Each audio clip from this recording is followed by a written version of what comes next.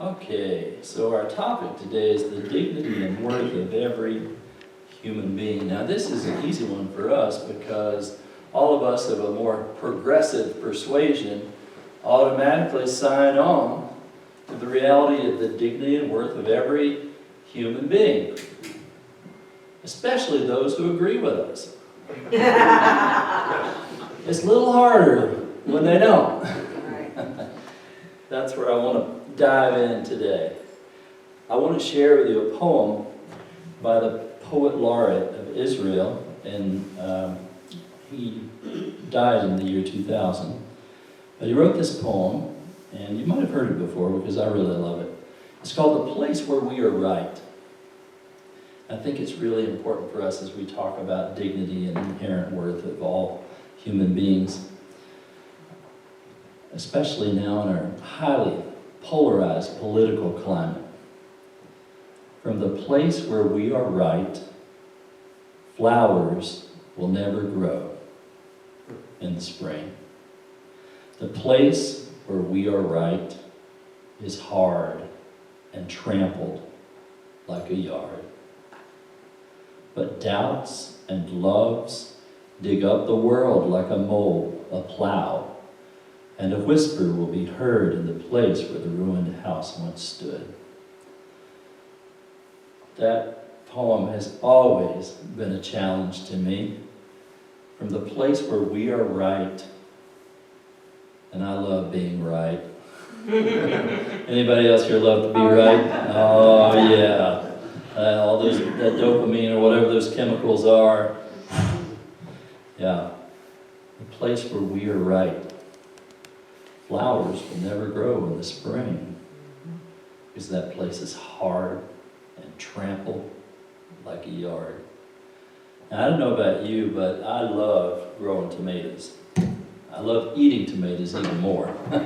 So if my crop is actually successful, I'm a happy man. I have learned, however, that I can't just plant tomatoes in a hard packed of ground. You know, you can plant seeds there, but nothing's going to happen. You can put a seedling there, but nothing's going to happen because the ground is so hard, there's no room for growth.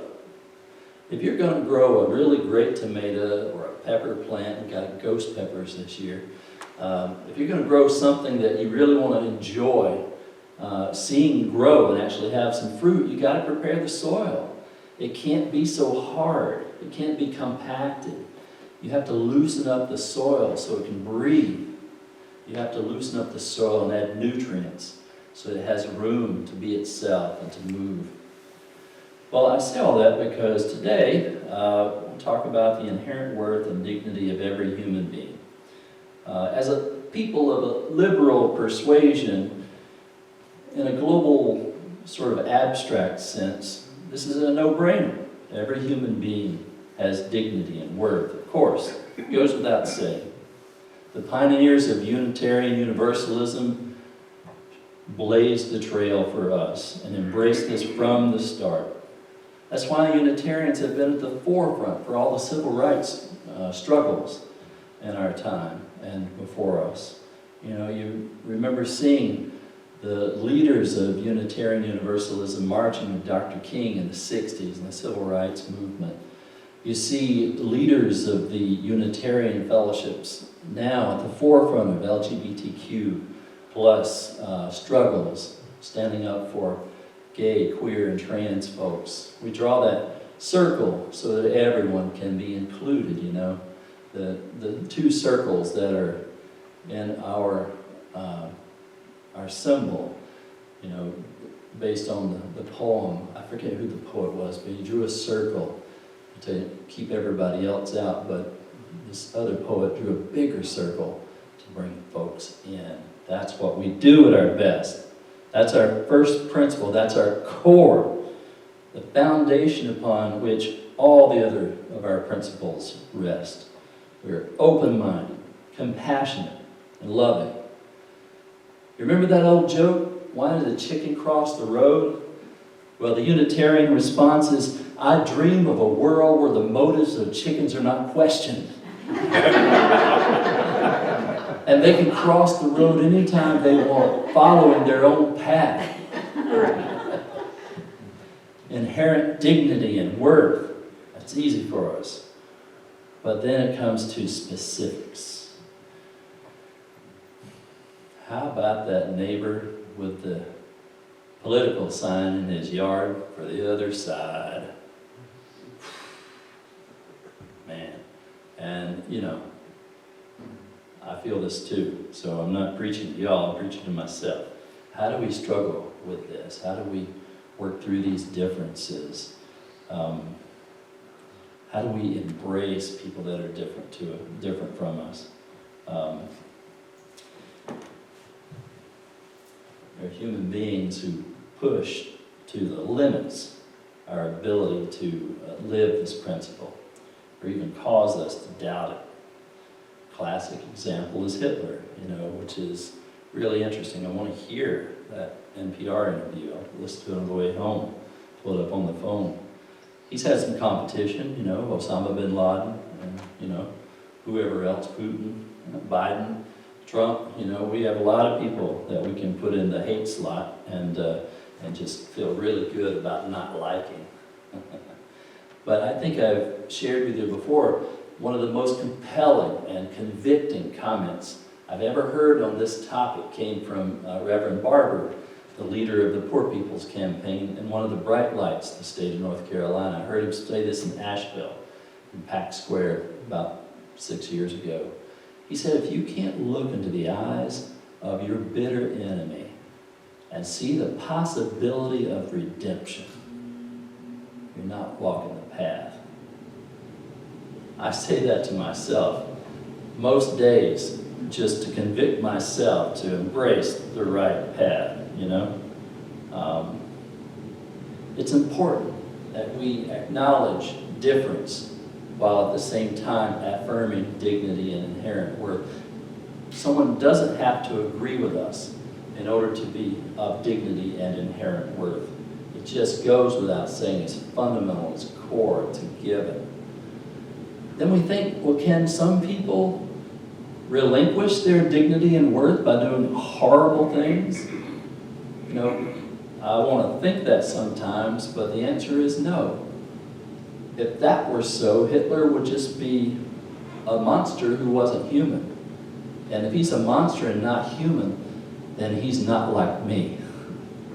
One of the first sermons I gave that I got in trouble for when I was a young priest is the sermon on the parable of the weeds, the wheats and the tares, and Jesus, they're trying to say, what should we do? We pull up everything's growing together. Jesus said, just let them grow, We'll wait till the harvest time to harvest the vegetables, the fruit, the wheat. And I said, it's not that there's a difference between, the good and the bad, a fundamental difference. It's a continuum. And then I said, in each one of us here this morning, we have the capacity to become a Hitler. Whoa. That was not the thing to say. Yeah, but it stimulated a very important discussion that I think was incredibly helpful for me as much as anyone else, because we had a conversation about the capacity each one of us has to go down the wrong path, the wrong road.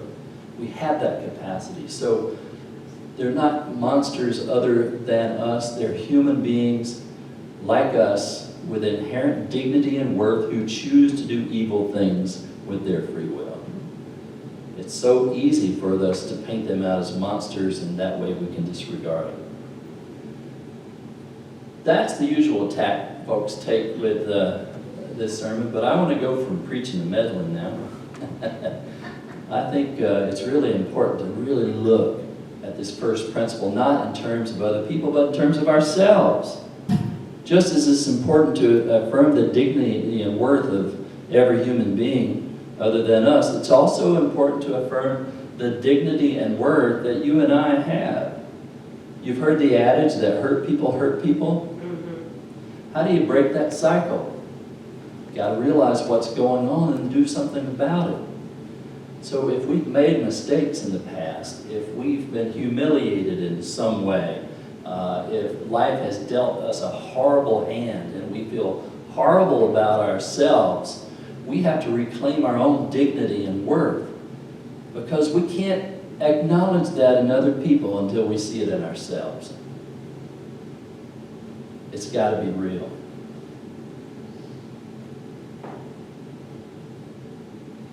See, the 20th century, I think, can be told from the perspective of two boys. One boy was told from his earliest age that he was no good. He'd never amount to anything. His father beat him. He was humiliated, and he was treated as if he was a horrible person. The other boy, his father told him, "You are my beloved. You are so gifted, so talented. You're going to do amazing things in the world someday." Couldn't be any more different, could it? The first person we know is Adolf Hitler. He was humiliated, and so he kept the cycle of humiliation and suffering and pain and inflicting torture on others going. He was not able to break that cycle. The other boy we know is Martin Luther King Jr., who had the dignity to stand up in a very undignified context when he was called all kinds of names. He was spat upon, he was beaten, he was imprisoned, but he never lost that beautiful glimpse of dignity that his father bestowed in him. And he changed the world. To believe in the dignity and worth of others, we have to embrace it within ourselves. James Baldwin, the great philosopher and civil rights activist, said that most people are not able to look on each other as human beings, right? And in spite of everything, to treat each other that way. Until this happens, freedom is just an empty word. That's what I mean from going from preaching to meddling. I know we love to get on our causes about how we're right. And we are right. I'm not saying we're wrong in any of the stuff we do. It's all good. But we have to go deeper. We have to look at our own soul. We have to look at our own heart. We have to ask ourselves these penetrating questions. Do I believe that I myself am of infinite dignity and worth? And therefore, can I believe that that person with whom I disagree, especially that guy, is also a person of dignity and worth? That's where we get lost. That's where I get lost. Lao Tzu said that if there is no peace in the world, if there is to be peace in the world, there must be peace in the nations. If there is to be peace in the nations, there must be peace in the cities. If there is to be peace in the cities, there must be peace in the neighborhoods. If there is to be peace in the neighborhoods, there must be peace in the home. If there is to be peace in the home, there must be peace in the heart. Remember Gandhi's adage, be the peace you want to see in the world. We can talk about it all day long, but until we actually embrace it and live it, nothing's going to change. When we are more peaceful in our hearts, that creates these positive ripples that transform our communities. I tell this story sometimes to poke fun at myself, but y'all remember the Iraq War in 2003, the March on Washington, the protest? Well, I was the loudest screaming voice at that protest. I was so angry. I hated them, and I let them know that too. And afterwards, I heard that someone had interviewed Mother Teresa, and she said she stopped going to anti-war rallies because there's so much hate present. She says you need to embody the peace that you're working for. Boy, was that a lesson learned for me, I can be so self-righteous and promote my cause that I don't actually live it. That's our challenge. This morning we celebrate and affirm the dignity and inherent worth of every human being. And many folks preaching on this would say we need to include our animal friends too, and I agree with that. That's another sermon. I'll save that for St. Francis Day. In her beautiful book, A Return to Love, Marianne Williamson said this, and you've probably heard this quotation. And it's about affirming our worth and our dignity as people, acknowledging that we are blessed so that we can be blessings to others. Our deepest fear is not that we are inadequate. Our deepest fear is that we are powerful beyond measure. It is our light, not our darkness, that most frightens us. We ask ourselves, who am I to be brilliant, gorgeous, talented, fabulous? Actually, who are you not to be? You're a child of God. Your playing small does not serve the world. There's nothing enlightened about shrinking so that other people won't feel insecure around you. We're all meant to shine as children do. We were born to make manifest the glory of God that is within us. It is not just in some of us, it's in everyone. And as we let our own light shine, we unconsciously give other people permission to do the same. As we are liberated from our own fear, our presence automatically liberates others. So here we are, from the place where we are right, flowers will never grow. We have our own challenges, embracing the dignity and worth of others who are different from us. We have the challenge of embracing and acknowledging our own inherent worth and dignity. This is a complicated stew of things to ponder. The good news is that we can take a breath. We can take a breath and get in touch with our hearts and our breathing and acknowledge and remember a kindness that we did or a good act that we did, and remember the motivation behind doing that is to embrace the other and to create a larger circle of engagement in the world of dignity and worth. And I'll stop there. I'd like to have a conversation about this. I'm going to give you a couple minutes to prepare whatever comments you'd like to make and questions and we're going to play another song. I love this song because it sings about what it is I think we're trying to do. We're at a crossroads in our existence as a species on this planet. Just as we have the most extraordinary challenges facing us, no other time in history have we been given the resources to do something about it like we have right now. So let's embrace that and let's build a new way.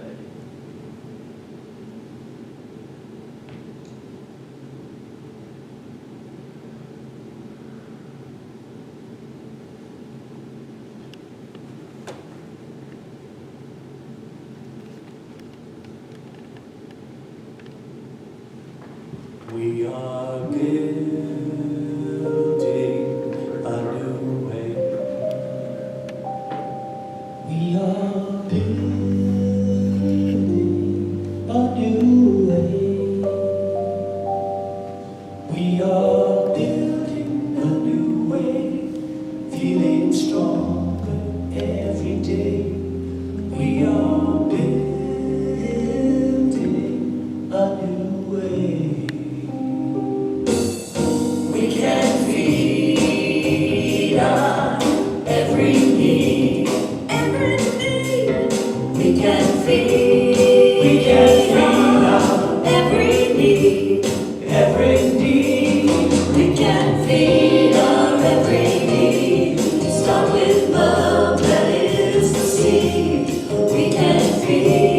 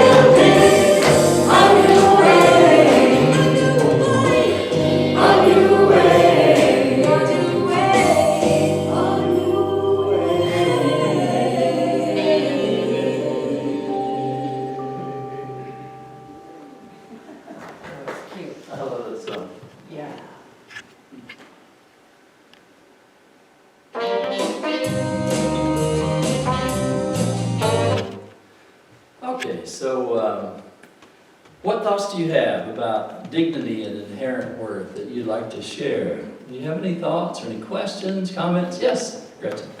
One of my favorite quotes is from Eleanor Roosevelt. Oh, good, yeah. No one can make you feel inferior without your consent. Whoa. That's good. State that again. No one can make you feel inferior without your consent. Wow, that'll preach. Yeah, thank you for that. I think I was all over the map, really. This is kind of a really broad topic. But was there an area that grabbed you more than another? Yes, Nan. When you referred to gardening, it really struck me because, you know, I'm Becky Homeki, but I like to garden. Becky Homeki. And it's just, there's nothing that'll bring you down if you get too big-headed about something than Mother Nature. I mean, it's amazing that, you know, you think, oh boy, this is gonna be the best year for my tomatoes. I went out there and bought that one big plant and paid extra for it, and I'm gonna have the first tomato in the whole world, you know? And things like that. It doesn't take long for you to get knocked down enough to say that, you know, well, okay, I'm a person. Yeah. This plant is also very much like me. Plants are very much like people. Yeah. And we need to think about the fact that they need to have space. They need all those things that you mentioned. Yeah. Into that. But, you know, and still, there's something that comes along and just wipes that baby out. I mean, you can be doing everything and you have everything right. Yeah. As far as fertilizer goes and fixing the ground up ahead of time and all those things. And you get that summer storm and that old tomato plant gets the head knocked off of it or whatever. You know. Or yesterday. Take that head and plant it. Take a head and plant it. And by golly, you wait a couple of months and that baby's gonna start giving you tomatoes. So there's just, you know, a way of taking a loss of your dignity or whatever and being able to replant that in your own mind or with your family or your loved ones so that you feel you can go out into the world and still do the things that you have in your mind, in your imagination that you want to see happen. Beautiful. Thank you for that. Absolutely. The gardening metaphor works on every level, doesn't it? Sure does. Yeah. Yeah. Thank you. Yes? It's a practical matter. What does it look like if you're able to affirm the dignity and worth of Donald Trump? And how do you do that? And I mean, I don't know how to do that, quite frankly.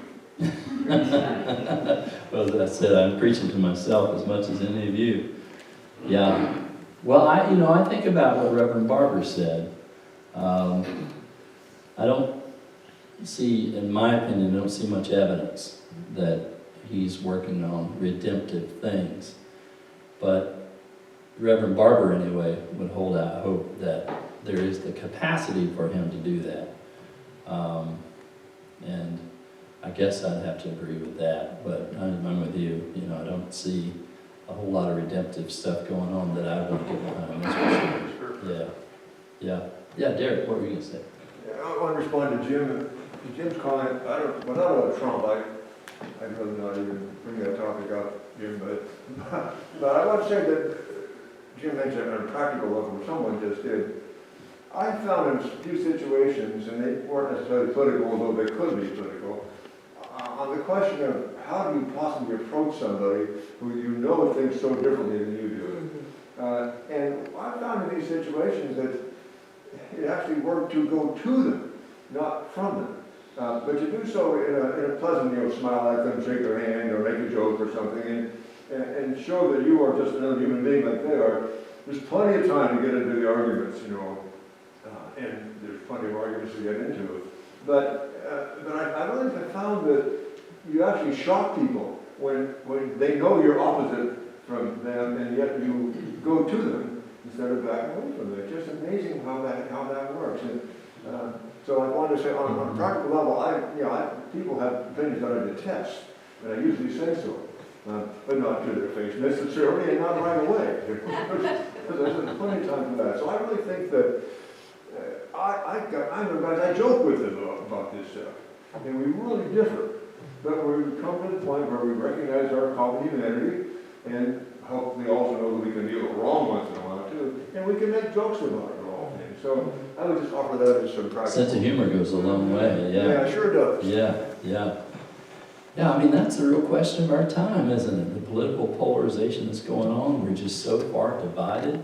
There doesn't seem to be any fertile ground in the middle. It's all hard and compact like a yard, and nothing will grow there. And both sides have to come to the middle. And I'm not sure how to make that happen. We pray and hope for it. Yes, Ellen? God bless the diplomats, and let us all be diplomats. Yeah. Yeah, of course. We have to talk. Diplomats, We yeah. have to talk. Yeah. I ran into a lot of opposition during my work, and patience and listening and asking questions are so important. Yeah. Yeah, for sure. And talking about something other than what you argue about. Yeah. Yeah, my temptation is to go to the nuclear level, not literally, but, to think about, here's the big thing, my neighbor with his Trump sign, and I get totally worked up over that, and I miss opportunities in between, maybe. I don't know, yeah. Yeah, man. I can't help but think of a seesaw. When I A was seesaw? Little, yeah, when I was little, I was a frail little thing, not anymore. But anyway, when I got on the seesaw, I always had to have somebody else come on the seesaw on my side with me in order to make any kind of balance. And I think that's one of the things we need to think about sometimes when we're having problems with somebody else is you get someone else involved and have somebody you can talk with that doesn't have a thing against this person. And then maybe you get to see something. I don't care for Donald Trump at all, but when I think that what kind of a father he had and how he's still trying to prove himself to his father, that's part of his problem. And, but, we have to watch because in this country we tend to elect a class clown to be president. And that happens a lot of times, in school, in high school, and other places too. We need to think about leadership. We need to get more people involved in leadership. I like to see more women get involved in leadership. Yeah. I think our vice president came up with a pretty good idea for what to do about the immigrant problem in Texas, Send them where they can get a job. Send them where they're needed.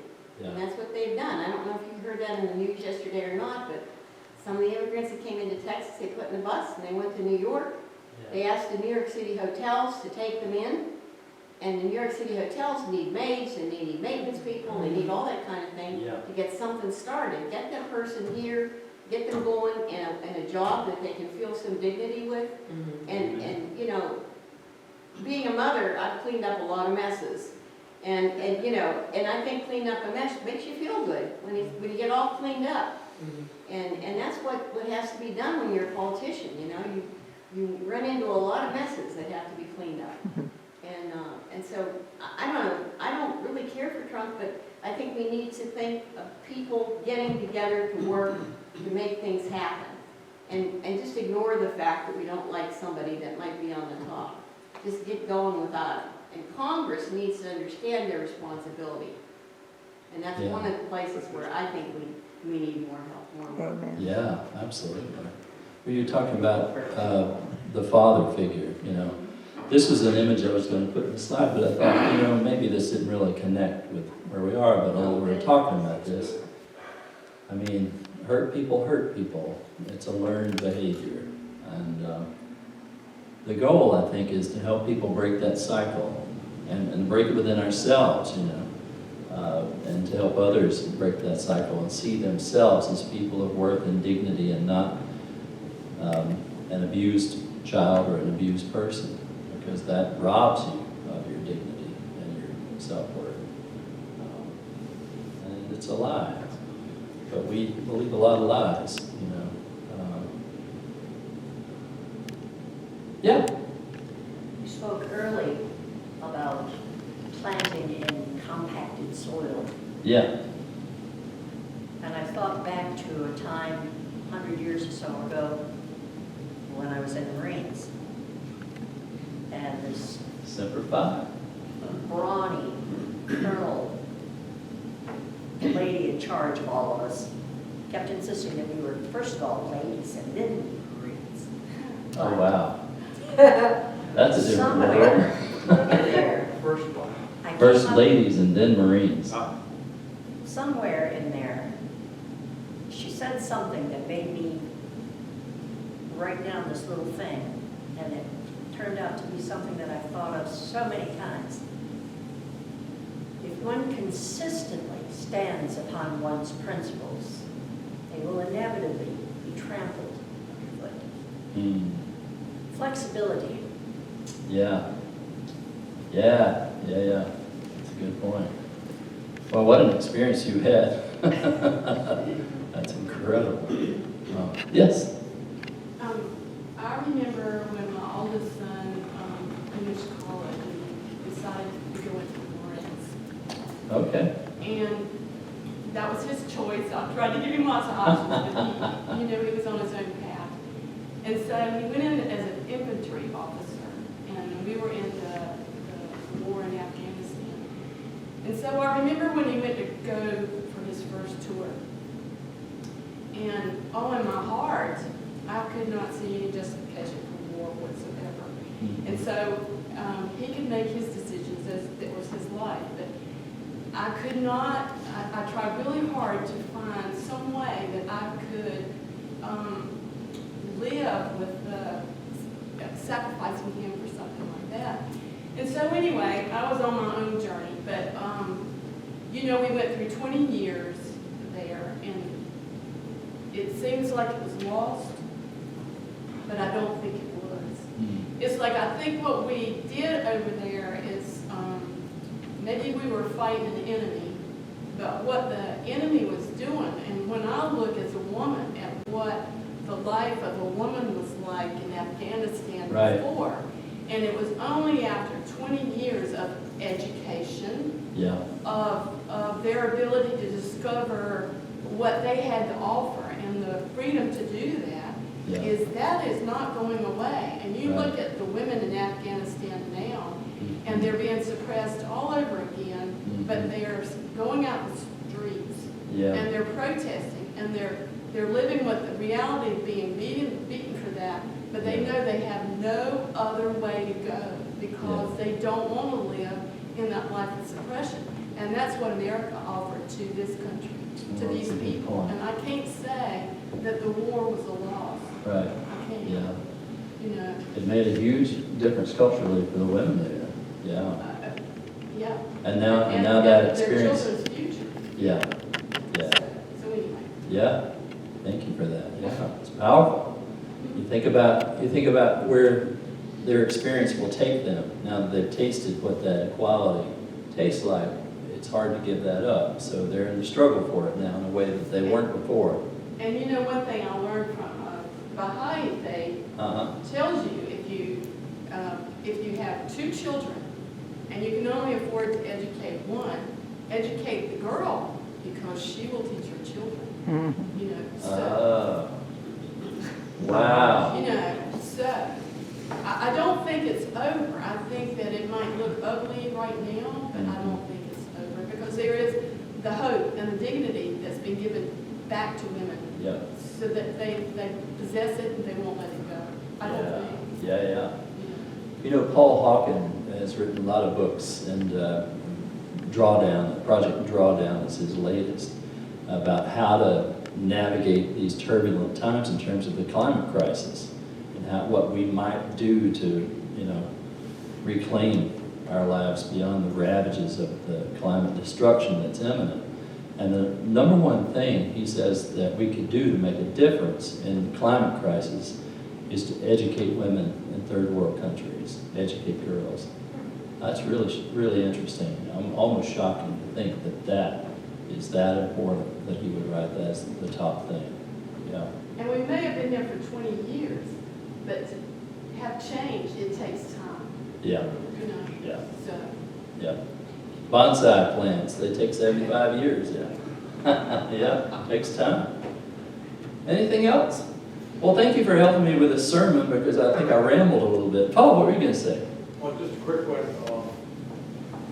We observe again and again that fair-minded and humane people trouble coming to terms with the fact that there are people and groups of people in our world that are attractively evil, Yeah. and they'll see your attempts to conciliate this weakness, Mhm. take advantage of Yeah. it, going on all different levels, Yeah. well, even in interpersonal relationships. I think you've all been in a situation, I have, with relatives even, they wouldn't give an inch, and they regarded your well-meaning intentions As weakness. pusillanimous. Yeah. Pusillanimous. What do you suggest? Yeah. She's asking, do you have a suggestion as to how to deal with it? No, I think it's one of the things, it's one of the thorny issues of Yeah. human condition. Yeah. I mean, sometimes, I was reading like in Marcus Aurelius recently, we're in battle with ourselves. Yeah. So the crisis is not always out there. Sometimes it's in the Yeah. It's in here. of our own Yeah. heads and hearts. Yeah. I think about leaders in the civil rights movement, like Dr. King and others, when they were beaten and when they were jailed, when they were spat upon, and all of that.